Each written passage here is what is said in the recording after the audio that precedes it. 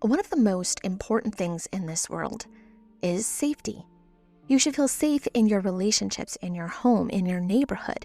And you should be able to trust that the people around you have your best interest at heart and will help keep you safe because, after all, you help keep them safe. From the routes you take to school drop-offs to the food choices you make. In small ways, we all play a part. But there are those who carry the responsibility of safety more so than others, the police. After all, their whole motto is to protect and serve.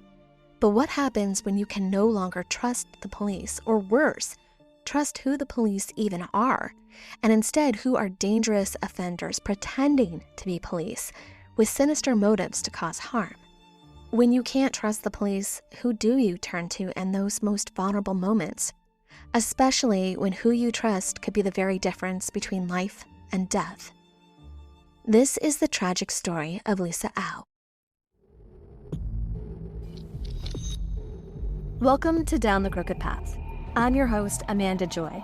Join me as we dive into eerie and spine-chilling stories that blur the lines between reality and the unknown.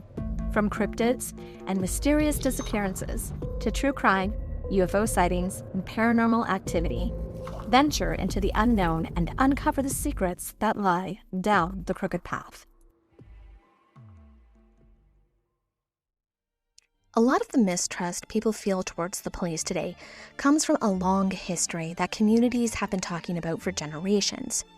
In many places, the first thing people brings up is racial bias. Families and friends share stories about who gets pulled over more often, who gets questioned longer, and who gets treated differently during the same kind of calls. You hear about kids who are stopped on their way home from school for no clear reason. You hear about adults who are asked the same questions over and over, even after they've explained what they were doing, where they were going, and why. Parents often sit with their teenagers and talk with them about what exactly to say and how to speak to an officer because they're scared of how fast a simple interaction can go sideways. Neighborhood groups meet to talk about what they've seen on their own streets. And then there are many departments that have a history of corruption. In Chicago, there were units in the 70s and 80s where detectives were caught taking money from drug traffickers. In New York, the Cab Commission in the early 70s uncovered officers who collected steady payments from illegal businesses.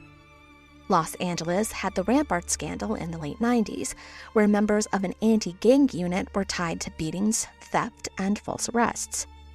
And these weren't just rumors whispered around town. These were full investigations that showed how far things could go when officers had too much freedom and not enough oversight. And once a community sees something like that, it doesn't just disappear from memory. People remember which officers were involved. They remember how long it took for anyone to step in. They remember how many complaints had been ignored before someone finally paid attention. And then there are the smaller, everyday issues that don't make national news but still change how people feel about the police. Some residents say that they've tried to file a report but felt brushed off. Others say officers have showed up hours late or didn't even bother to follow up at all. Women often talk about calling for help and being told that their situation isn't urgent. Immigrants and people who don't speak English well say that they felt dismissed or misunderstood. And when that happens enough, people stop expecting the police to take them seriously. They start relying on neighbors, families, or community groups instead of calling for help. And in some cities, the relationship between officers and local businesses raised even more questions. Residents will often talk about officers who get free meals, free services, or special treatment from certain establishments. Residents do notice which businesses seem to get quick responses and which ones didn't. They notice which officers spend time in certain owners or with community figures. Even if no one says it out loud, people are paying attention. They wonder who had influence and who didn't. They wonder how much decisions were made and whether anyone was being treated the same. All of these issues creates a foundation of doubt. People watch how officers behave in their neighborhoods. They talk about which ones they trust and which ones they should avoid.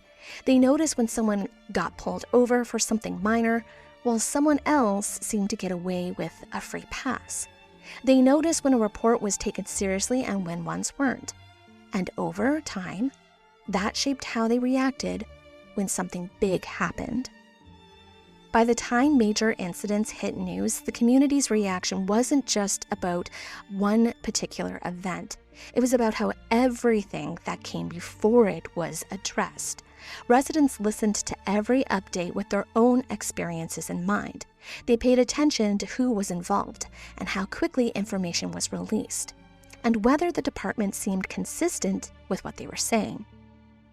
And that reaction, that mix of fear, frustration, and doubt, comes from a history that stretched far beyond a single moment. In January of 1982, that mistrust in the police was already present in Hawaii when a young girl's disappearance and homicide was connected to suspects in uniform. Lisa Au was a 19-year-old who had recently finished cosmetology school and had started working at a hair salon in Kailua, Oahu. On January 20th, she finished up her shift at work and was planning on meeting with her boyfriend, Doug Holmes, at his sister's house in Makiki, Honolulu around 9:45 p.m. Shortly after leaving work at the Susan Beers salon, she stopped off at a convenience store and she grabbed some poke and some other items. There is a torrential rainstorm that is happening that night, with local reports of flooding, making the driving conditions extremely dangerous, especially for a new driver. Lisa had only gotten her license a few days earlier. So just after midnight, Lisa calls her roommate Candy and lets her know that she's on her way home. Candy doesn't expect her home anytime soon due to the weather, so she goes to bed. But in the morning when she wakes up, Candy sees that Lisa never came home that night. At first, Candy thinks maybe Lisa reconsidered driving home given the storm and that she spent the night at Doug's. But Candy works at the same salon, and when she goes to work, Lisa doesn't show up.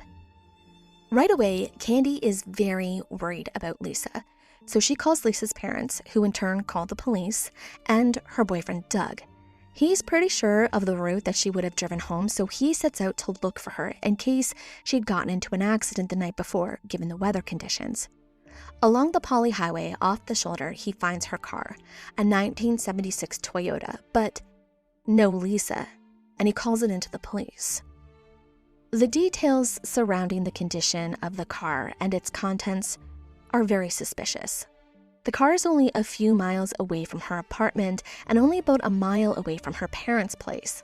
The car is found dead with the keys still in it, but the lights and the windshield wipers are in the on position still. The car's battery is dead and it starts up just fine after the battery is charged.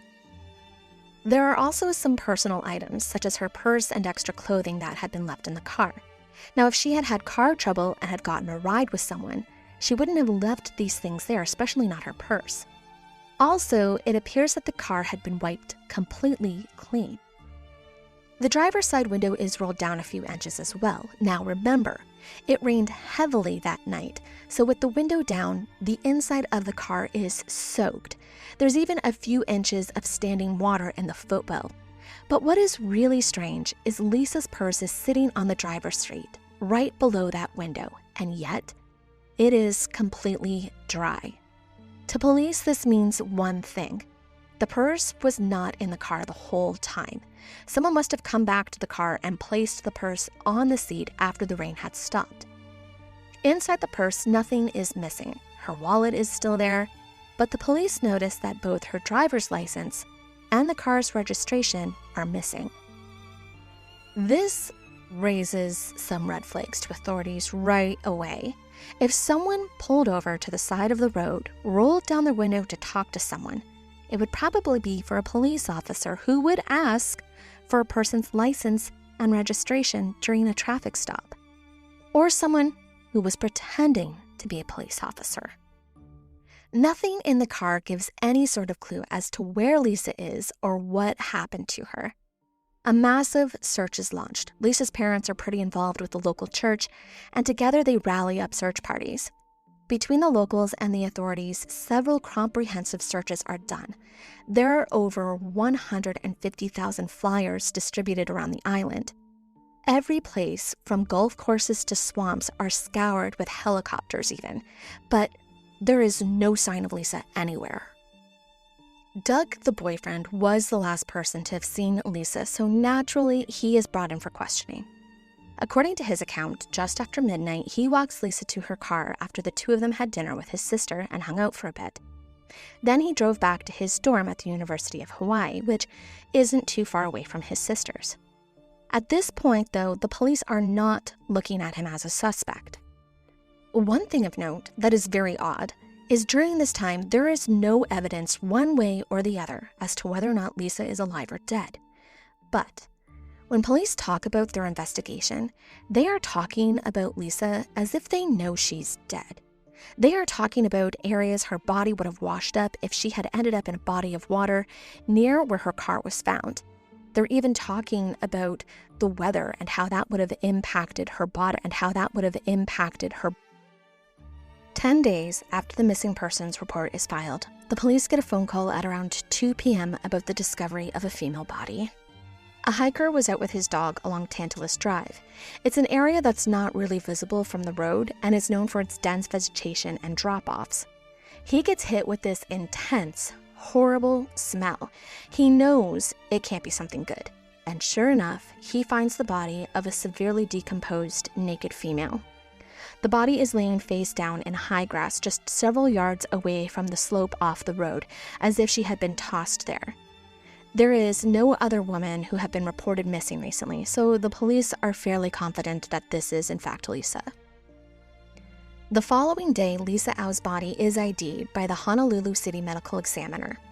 She is ID'd through a few items that were found on her body, including 2 necklaces and a few rings, one of which is a class ring that Lisa's initials are engraved on. She's also ID'd through dental records.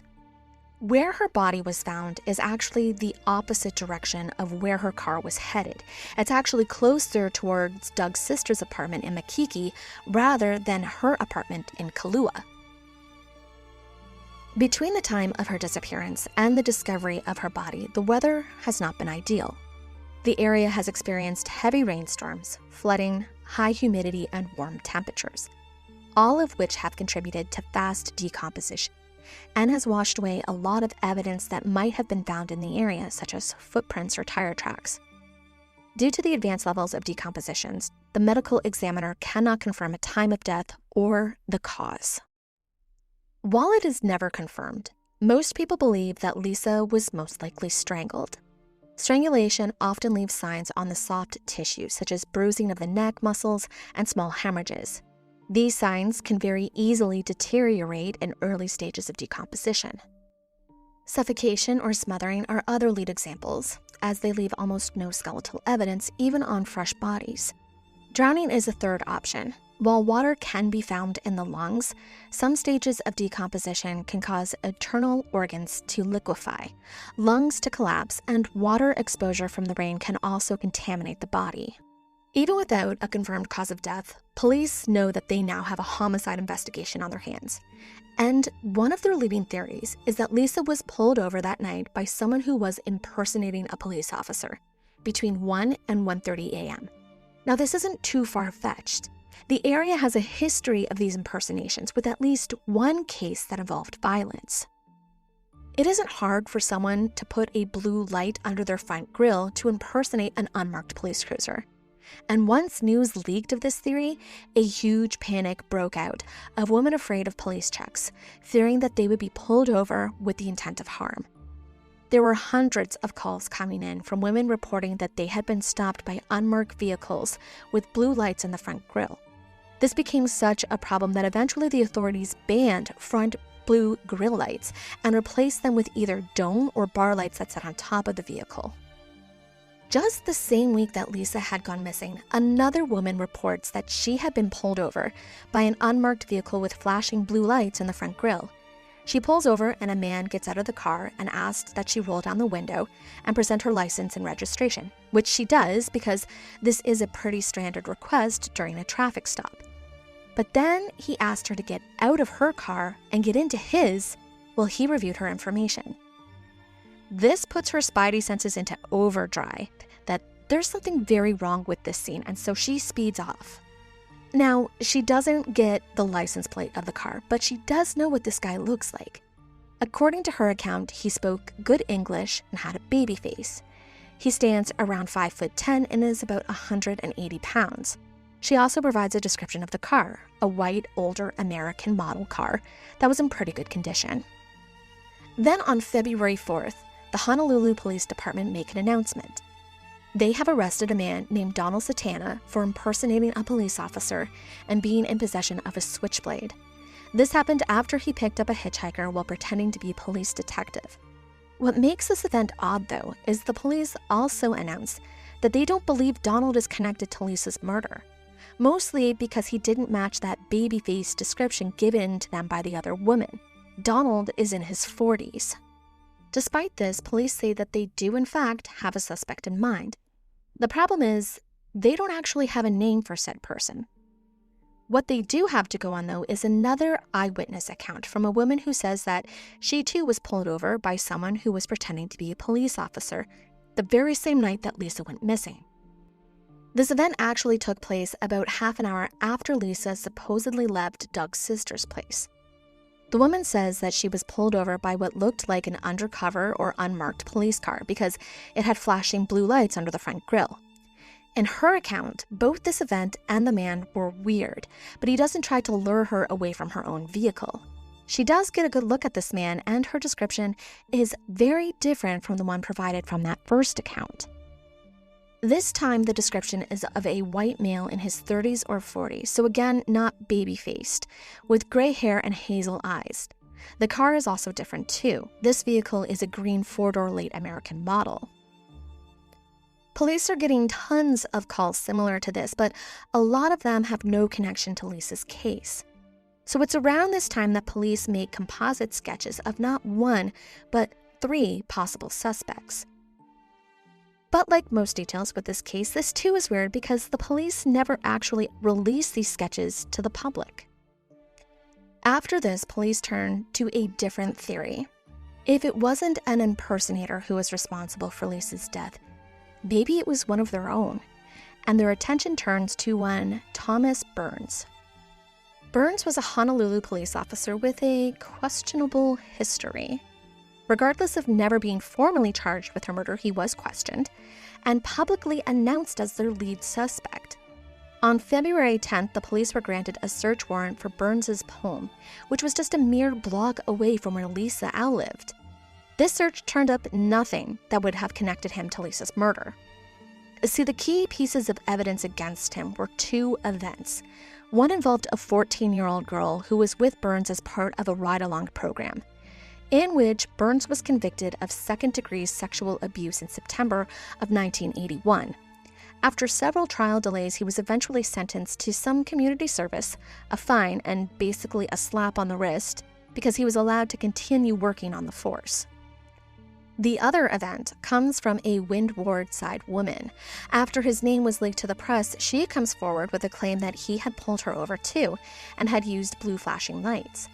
Other than this, though, the police don't really have anything on him, but he does voluntarily come in for questioning, which, to be honest, is kind of pointless.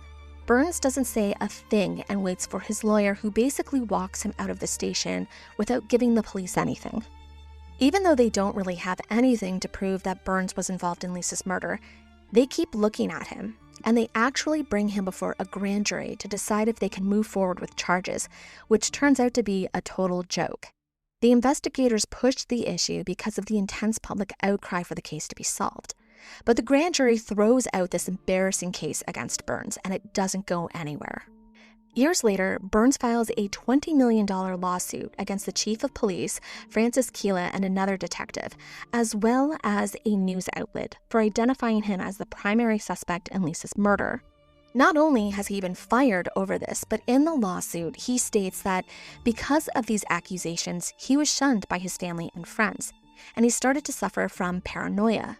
As a result, he became an alcoholic, but this lawsuit is also eventually dropped.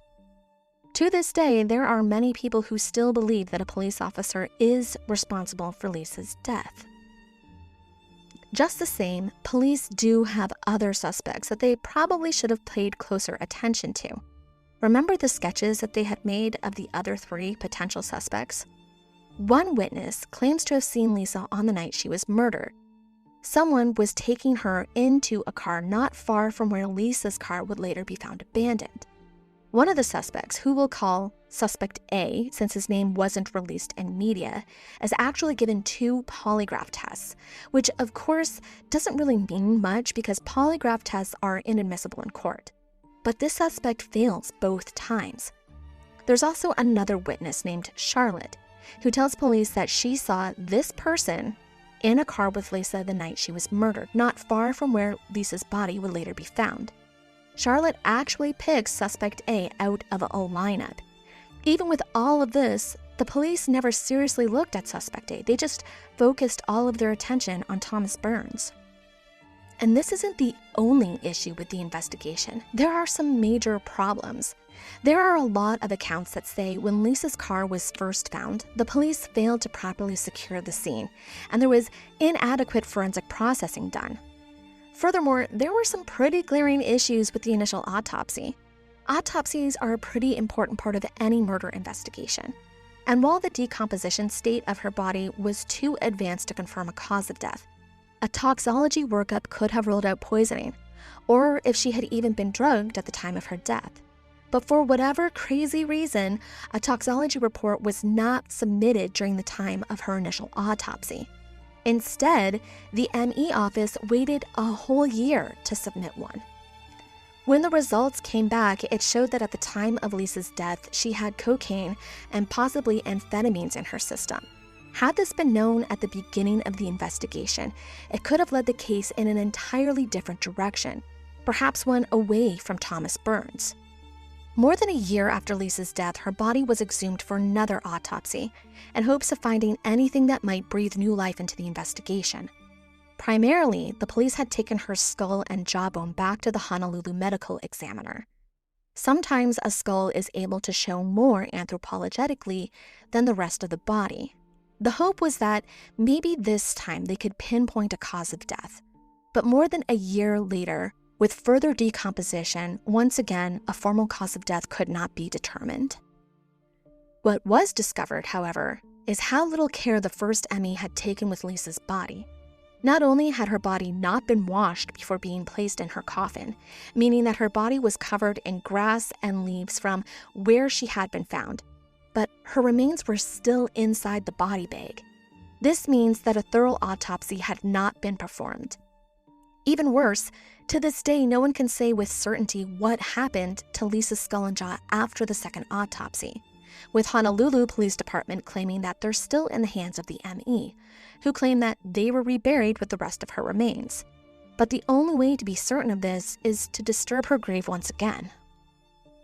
A lot of issues in Lisa's case were brought to light by a man named Bert Cornell. Bert is a former Honolulu police officer who was once a part of the initial investigation of Lisa Howe. Years later, he left the force and was hired by Lisa's family as a private investigator. And he came forward with some pretty startling revelations about the case, including facts that debunk a police officer or impersonator was involved, because he found Lisa's missing license. While retracing Lisa's steps of the night of her disappearance, Bert had visited the convenience store. Remember, Lisa had stopped and purchased some poke. Well, she paid with a check, and because of that, she had to show her ID, and she forgot it in the store, which means that when Lisa left to head home for dinner, she didn't even have it on her. Bert says that he did turn it in at the station. Bert also pointed out that many key pieces of evidence were ignored because the investigators at the time had such tunnel vision on Thomas Burns as their suspect. Where there was next to no evidence that really suggested Burns was involved, there was tons that pointed to someone else. I'm sure you guessed who that was already. Lisa's boyfriend, Doug Holmes. During his own investigation, Bert discovered a security guard at the Makiki apartment buildings that Doug's sister lived in, named Thomas Thurnberg. The police never spoke with Thurnberg until after Bert interviewed him. According to Thurnberg, he saw Doug and Lisa arguing that night around 11 p.m. He also stated that Doug got into his car and drove off after Lisa. This contradicts Doug's statement that he left sometime after Lisa and went in a different direction, towards his dorms at the University of Hawaii. And then there's the witness, Charlotte. She was actually a newspaper delivery driver, and if you remember, she's the one who saw someone pull over with a woman in their car, right near where Lisa's body was found. She said that woman was Lisa, and she actually picked this man out of a lineup. Well, Bert was in the room when this happened, and although this person's name was never publicly released, Bert knows who this person was, and you guessed it, Doug Holmes. According to Charlotte, she was driving her usual route around 2:30 a.m. that night in question, when she saw Holmes in a blue car with a female passenger in the front seat who was either asleep or unconscious. This woman, Charlotte claims, was Lisa. She was actually startled when she watched Lisa's head fall forward as the car made a turn. Charlotte says that she knows for sure it was Doug because the car pulled into a paved lookout point and turned around. As the turn was made, the man stopped and just stared at her. At this point, the woman in the car was gone. Lisa's body would be found in that same area, and when the discovery was made, that's when Charlotte went to the police. When Charlotte was presented in a lineup, she picked out Doug Holmes. He's also the person who failed the polygraph test twice. And when questioned about why he failed, he said that he felt guilty about not having driven Lisa home that night himself because of the horrible weather conditions. And for some reason, this was good enough for the lead detective on the case, Nelson Lum. Lum would go on to explain that Doug was never considered a suspect because Lum couldn't figure out a motive. There was no third party involved, neither Lisa nor Doug were cheating. There wasn't any money involved and Lisa wasn't pregnant. So to Lum, Doug didn't have a reason to kill her. However, it was noted that when police arrived on the scene after Doug called in the discovery of Lisa's car, his face was covered in scratches. Also, Doug admitted that they had fought that night. He was trying to end the relationship because he was going to college to be educated, while Lisa, who had just graduated cosmetology school and started working at a salon, was content with where she was in life and was, according to Doug, staying still. Then there's Officer Michael Reshaped. Lisa's car was found in Manawili, and torrential rains had caused a terrible mudslide in that area. So, Michael was in the area directing traffic. When questioned, he said that he never saw Lisa's car that evening, but later, he was asked to lie before the grand jury and say that not only had he seen Lisa's car, but that he had seen a patrol car behind her. Michael refused and never testified.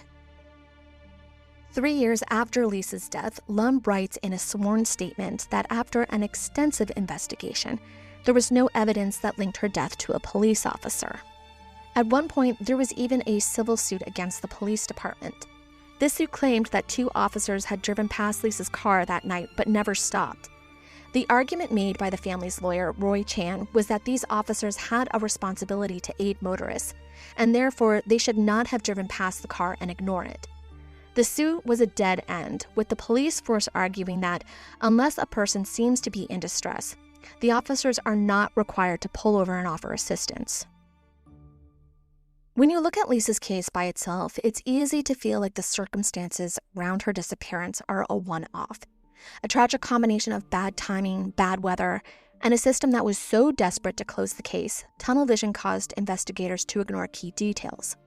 But the truth is that Lisa's story didn't exist in a vacuum. What happened to her tapped into something deeper that was already simmering in Hawaii at the time. A growing fear among young women, a growing distrust in the institution meant to protect them. And Lisa wasn't the only woman whose disappearance raised those questions. Because not long after her case shook the island, another young woman would vanish under circumstances that felt too similar. Different name, different life, different night, but the same uneasy echo. And that brings us to Diana Suzuki. In July of 1985, 19-year-old Diana Suzuki was working as a part-time instructor at the Rosalie Woodson Dance Academy. She was also a student at the University of Hawaii in Manoa. She finished her shift on July 6th and was last seen outside the studio at about 5 in the afternoon. But she never made it home. Her family reported her missing that night. When officers searched the studio, they used luminol lighting and found blood evidence inside of the building. But investigators couldn't confirm whether it belonged to Diana because there was no record of her blood type. A photographer she knew was brought in for questioning early in the investigation. Reports for that time say that he did fail a polygraph test. His family hired an attorney and he was released without charges. Police later searched a marsh behind his home, but nothing was recovered that could move the case forward. Her disappearance was eventually classified as a homicide, and her body has never been found. Detectives submitted the case to the prosecutor's office in 1999, and in 1993, prosecuting attorney convened an investigative grand jury. Over 3 sessions, they called witnesses, including the main suspect and members of his family. After reviewing the testimony, the grand jury did not return an indictment. The investigation was closed later that year. Her family did hold a private service for her on July 6, 1997. Diane's mother, Yuri Suzuki, died in 1998 without ever learning what happened to her daughter. To this day, the case remains unsolved. While investigators were trying to figure out what happened to Lisa, they were also dealing with a series of killings that had started to surface around the island. These cases involved women who were found near railroads and shoreline access points, and the details pointed towards a single offender moving through different parts of Oahu. As the patterns became clear, the task force assigned to those cases took on a name that would follow investigation for decades. That investigation became known as the Hunt for the Honolulu Strangler. Between 1985 and 1986, 5 women were killed, and the circumstances of their deaths led detectives to believe that they were dealing with a serial killer. The investigation eventually focused on a series of attacks that stretched from the Kalihi Lagoon to the Waikele Stream. The first victim connected to the series was 25-year-old Vicky Purdy.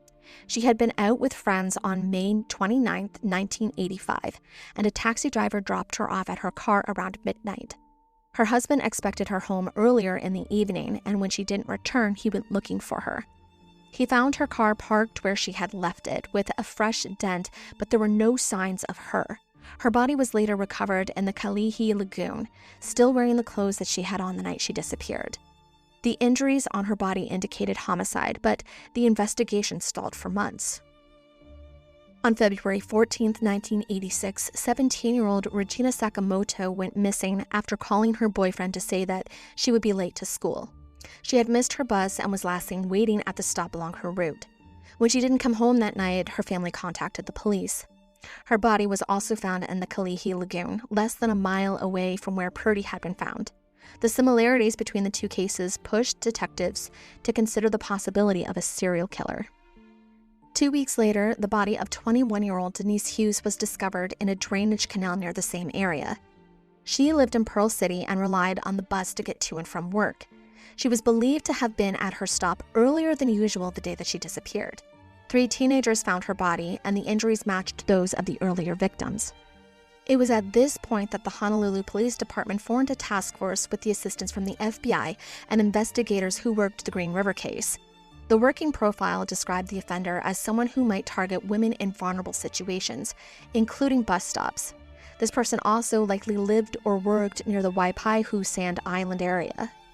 7 weeks after Hughes was found, 24-year-old Louise Medeiros disappeared after returning from a trip to Kauai. She planned to take a bus from the airport to her boyfriend's apartment and was last seen at the airport bus stop. She was reported missing on March 26, 1986. Road workers later found her body under a freeway overpass near the Waikele Stream. She was 3 months pregnant, and her injuries matched those of the earlier victims. With no solid leads, police warned women to avoid traveling alone and to be cautious around public transportation. The final victim was 36-year-old Linda Pess. She had moved to Hawaii with her husband and daughter, later separated, and was living with a friend. She was reported missing on April 29, 1986, after failing to come home. Her car was found on the side of the Nimitz Highway, and detectives believe that she may have left on foot to reach a bus. Witnesses reported seeing a light-colored van near her car and a man who appeared to be Caucasian or mixed race. 4 days after her disappearance, a man walked into the Honolulu Police Department and said a psychic had told him where her body could be found. His name was Howard Gay, a 43-year-old mechanic who worked at an air freight carrier along Lagoon Drive. He took detectives to Sand Island and directed them through the area, but he avoided one specific spot. So naturally, police search that specific location, and they find Linda's body. Gay was arrested on May 9th, 1986, and was questioned for several hours. He also failed a polygraph test. His ex-wife and girlfriend later described him as a smooth talker and said that he had sexual interest in tying their hands behind their backs. His girlfriend also said that on the nights when they argued, he would leave the house for hours, and those nights lined up with the dates of the murders. Police kept him under surveillance, and private businesses offered a $25,000 reward for information. 2 months after his arrest, a woman came forward and said that she had seen a man with one of the victims on the night that she was killed. This woman proceeded to pick Gay out of a photo lineup, but did not want to testify because she believed that he had seen her as well. Detectives believed that they had identified the offender, but there was not enough evidence to charge him. Gay died in 2003, and no one was ever prosecuted for the murders of these 5 women. No additional cases have ever been linked to the series either. As for Lisa Au, her case remains unsolved and almost mostly untouched these days. The death of their daughter, the flawed investigation into her death, and the unanswered questions proved to be too much for her parents, who eventually divorced. Both of her parents, Chester and Pat, have died without any answers as to what really happened to their daughter. Her youngest sister, Mei Lee, was just 7 years old at the time of Lisa's murder, but she still holds fond memories of her big sister. While her parents tried to shelter her from the tragedy, Mei Lee recalls being taken home from school, walked into a house filled with family, while she was taken into a separate room and told Lisa was now in heaven. When she was a teenager, she started to look further into what had happened to her sister. Her mother had saved many news clippings related to the case. Today, Mei Lee hasn't given up hope that someday there will be some answers as to what happened to her sister and who is responsible. She has even stated that, despite how painful it would be, she is open to having Lisa's body exhumed and re-examined again. You never know what could be found with 40 years of new technology and improved forensic skills and knowledge. Sadly, time has worked against this case. Many of the key witnesses have died. For example, Charlotte, the newspaper carrier, died in 2017, as did the Makiki apartment security guard. He passed away as well. That's not to say that there isn't people still around. Michael, the officer who was asked to lie to the grand jury, is still around and said that he is willing to be part of a new investigation. Burt Cornell is still alive and still has all his files on the case, which he says still haunts him to this day. He too hopes that this case will find some closure. Thomas Byrne is still around as well, but has not been open to comment or questions. And the same can be said for Doug Holmes, who now lives in Australia and is working as an executive for an investment firm. He, as well as his parents, have maintained his innocence and released a statement saying, "Lisa and her memory deserve justice, and it's good to hear that the Honolulu Police Department now has a cold case squad." But he is known for never addressing any current questions about the case. Lisa Au's case was assigned a cold case squad in 2018, but experts say that even if a new solid suspect is discovered, it would be hard to prosecute. Ronette Kawakame, an associate dean at the University of Hawaii's Richardson School of Law, has remarked that the case would be hard to get an indictment, as most of the evidence is now hearsay since many of the witnesses have long since died.